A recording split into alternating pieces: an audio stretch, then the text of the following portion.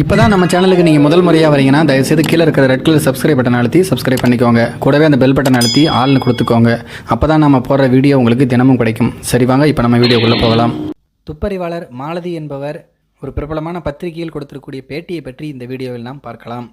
ஒரு பையன் தானாக என்னிடம் வந்து ஒரு கேஸ் கொடுத்தார்.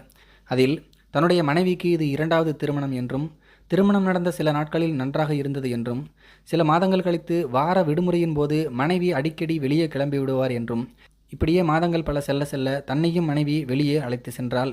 அங்கு எல்லா வயது கொண்ட பெண்கள் ஆண்கள் இருந்தார்கள். அவர்கள் மற்ற நபர்களோடு உடலுறவு வைத்து கொண்டார்கள். தன்னையும் இன்னொரு பெண்ணோடு உறவு வைக்குமாறு மனைவி கூறுகிறாள். அப்போது என்ன செய்வதென்று தெரியவில்லை. இதிலிருந்து வெளியே வர வேண்டும் என்று அந்த பையன் கூறியிருக்கிறான்.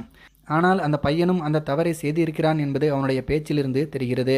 இதில் தான் எப்படியோ வெளியே வந்துவிட்டாலும் மனைவி வெளியே வர மறுக்கிறாள் என்றும், இருக்கிற வரையில் ஜாலியாக இருக்க வேண்டும் என்றும், குழந்தையெல்லாம் நமக்கு வேண்டாம் என்றும் மனைவி கூறுகிறாள் என்றும், அதனால் ஏதாவது ஆதாரத்தை கைப்பற்றி அவளை டைவர்ஸ் செய்ய வேண்டும் என்றும் அந்த பையன் கூறியிருக்கிறான்.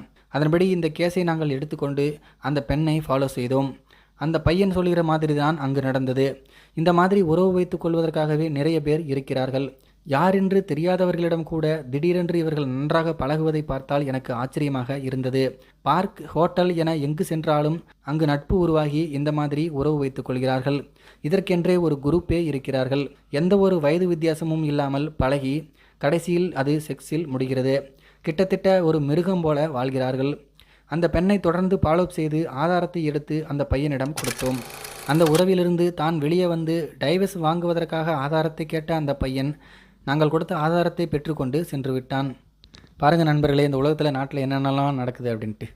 இதை பற்றி உங்களுடைய கருத்துக்கள் என்ன அப்படிங்கிறது கீழே இருக்கிற கம்பாஸில் தெரியப்படுத்துங்க. மேலும் இது போன்ற வீடியோக்களை பார்க்க நம்முடைய சேனலை சப்ஸ்கிரைப் பண்ணிக்கோங்க. நன்றி, வணக்கம்.